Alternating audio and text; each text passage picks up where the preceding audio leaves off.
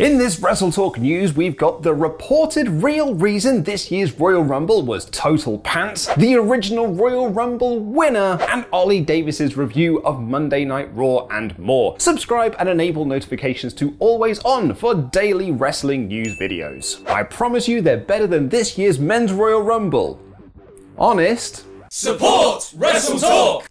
As Adam Blompier put it in his most recent booking video, the Royal Rumble is usually the most rumbliest time of the year. It's the pay-per-view that fans look forward to the most, perhaps even more than WrestleMania. However, this year's event failed to deliver, particularly the Men's Rumble match, which featured little action, little surprise, little intrigue, and an uninspiring victor. It was reported yesterday by PW Insider that backstage morale in WWE following the show was very, very low. The day was reportedly very stressful for the wrestlers, as plans for the Rumble match were being constantly changed. And there was also major frustrations with surprise entrant Shane McMahon, who tried to book the Rumble around himself, according to Ringside News, who also add that he openly buried producer Jamie Noble. And now a new interesting report from PW Insider might give us a bit of color around why the Rumble felt so grey. In the past few years, the person who has arranged all the cool spots in the Rumble, importantly making sure that everyone gets their individual moments to shine within the overall story and get themselves over,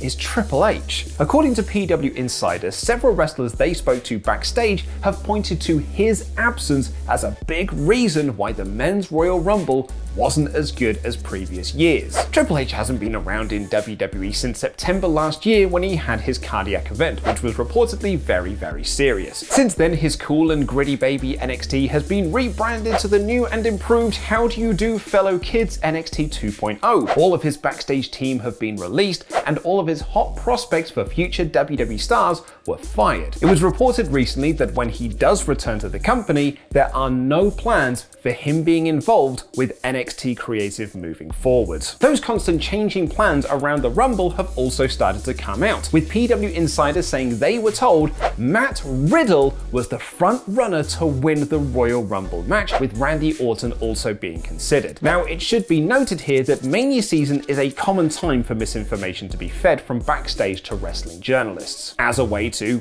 A, keep Mania plans as secret as possible, but more importantly B, discredit journalists for future reports. And given that Riddle had zero story going into the Rumble as a singles guy, in fact tied up in a tag feud with Randy Orton against Alpha Academy, I personally question the idea that Riddle was considered to win the Royal Rumble match. But for what it's worth, the very reliable WrestleVotes tweeted yesterday that only a handful of creative members want to split RK Bro for a Mania match, adding that if the match ever happens, it should be for the WWE Championship. So, you know what, maybe there is some truth in PW Insider's report after all. But what happened with Riddle on last night's Raw? Let's find out in Ollie Davis's review.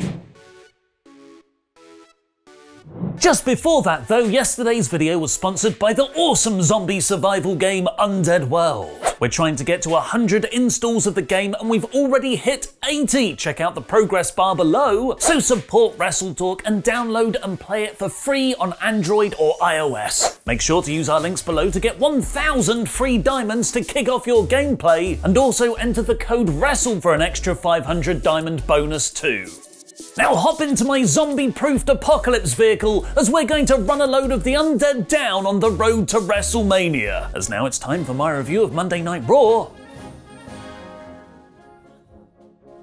In about 5 minutes. Adam Pearce opened the show to tell us everything we just already saw in a video package anyway. Cheers, Adam, really helpful of you! And then made an announcement of actual substance. New WWE Champion Bobby Lashley will be defending his title at the Elimination Chamber in Saudi Arabia. This forced Bobby to come out while he was midway through trying on Seth Rollins' wardrobe to trash Brock Lesnar, who was actually there in the building to come out too. Guys, I don't know if we can call Brock a part-timer anymore. He's He's there quite a lot. Lesnar looks like he's having so much fun right now, and his on-screen terrifying happiness is infectious. Imagine the complete opposite of what Ronda's doing. He said Lashley only won because of Roman Reigns, who he confirmed he'd be challenging at WrestleMania, but by the time that most stupendous of premium live events rolls around, it's going to be title versus title. He wants in on the chamber, and then closed the segment with a lot of naughty words that had to be censored. Just 2 entrants in and the chamber is already must-see. This was a fantastic opening segment as it did what wrestling angles are meant to do, really make me want to see a match. Unfortunately, Vacant lost out on the chamber's 4 other spots throughout the night thanks to a series of qualifying matches, given a large portion of this episode actual significant stakes. Seth Rollins got automatically entered first based on his DQ victory at the Royal Rumble, which led to some fun, terrible heel planning from Kevin Owens, who tried to get Rollins to reject his place unless KO got automatically added too. Seth and KO continue to be one of the best acts in WWE. Side note, the graphic for the KO show segment made it look like Owens was going to have the WrestleMania sign as a guest, which is a brilliant idea. Instead, KO had to qualify in a terrific match against Austin Theory. Since being drafted to Raw, Owens has consistently put on match of the night contenders, and WWE have been doing a great job of steadily building up Theory in long matches against established stars. And, shockingly, Theory won. I would have had Austin valiantly lose and get over in defeat here, as I think people want to see KO and Rollins in the chamber more, and a win over Owens at this stage feels too soon for Theory, but it was still very well done, having Theory kick the middle rope into KO's prize fighters, getting over Austin's gimmick that he'll do anything to win, and thus please his sugar daddy Vince McMahon. Presumably Owens will now re-enter his Damian Priest program, who wasn't on the show at all. Riddle and Chad Gable's 50-lap scooter race around the arena was somehow again very entertaining. They had updates peppered through the first hour of the show, but then Otis wiped out Riddle just before the finish line for Gable to win thanks to his Olympic speed suit for 0 air drag. It's like he's wearing nothing at all. Nothing at all. Nothing at all. Stupid sexy Gable. This turned into another great chamber qualifier of Riddle versus Otis. Riddle made Otis look awesome, bumping around for him for the majority of the match, but he won in the end with a floating bro and a leg hook to win. And the final spot was decided in AJ Styles versus Rey Mysterio, which is no longer a pay-per-view caliber match, it's premium live event quality. They shook hands in respect at the start, giving AJ's second fiddle to a Moss goofy heel shtick a hard reset after the last year, and they then put on a super quality TV match. This was incredibly solid, with seamless reversals, a great back and forth final third, with AJ rolling through a Ray crossbody into a Styles clash to win. Meaning the chamber is Lashley defending against Lesnar, Rollins, Theory, Riddle, and AJ Styles. God damn it, WWE, putting on genuinely great matches in morally compromised countries. I don't know how to feel. Elsewhere on the show, Rhea Ripley beat Nikki delusional supervillain clean, seemingly putting an end to their month-long rivalry, so expect them to feud repetitively until WrestleMania. Alexa Bliss is still talking to a psychiatrist about Lily. Expect these segments to run repetitively until WrestleMania. Bianca Belair beat the other half of the women's tag team champions, Carmella, after defeating Zelina Vega last week. Expect Belair to keep getting nothing wins until they find a way to pit her against Becky at WrestleMania. Veer Mahan is still coming to Raw. He said, "Soon, I will strike." Expect him not to strike until after WrestleMania.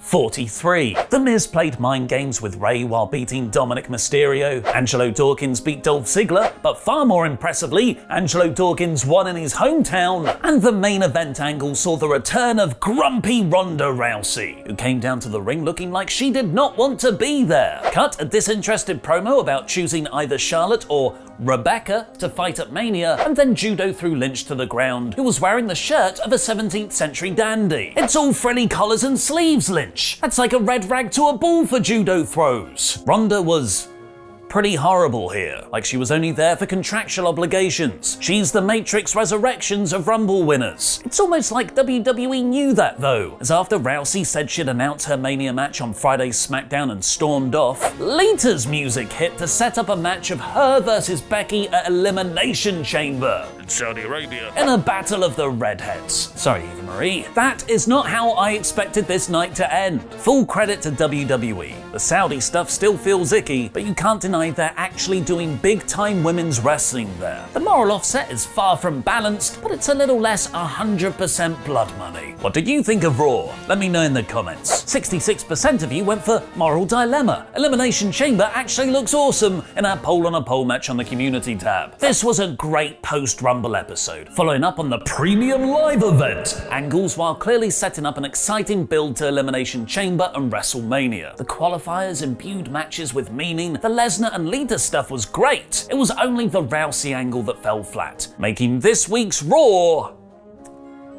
something different. I've rated wrestling shows out of 5 for as long as I've been making these videos. But since AEW came around, some of you have gotten frustrated with the way I grade them. I rate Raw shows against all other Raw shows, and AEW shows against AEW shows. They're separate. I don't grade them against each other, which means some weeks both programs could get the same rating. And everyone gets mad and says, how can you say Maurice murdering Beth Phoenix with a brick is the same quality as AEW Beach Break? And I answer, it's relative. I'm not grading Raw against AEW. I'm grading Raw as a WWE show. But people don't care about that answer, so I've made an overly complicated percentage rating system purely based on my subjective enjoyment, which you'll probably all say is unfair and exhausting to grade Raw on AEW's scale too. I've gone back to the start of this year and I've given everything a percentage score based on every episode of wrestling I've reviewed so far. I'm still finding my range, so some of these might change over time, but for now, this is what it looks like.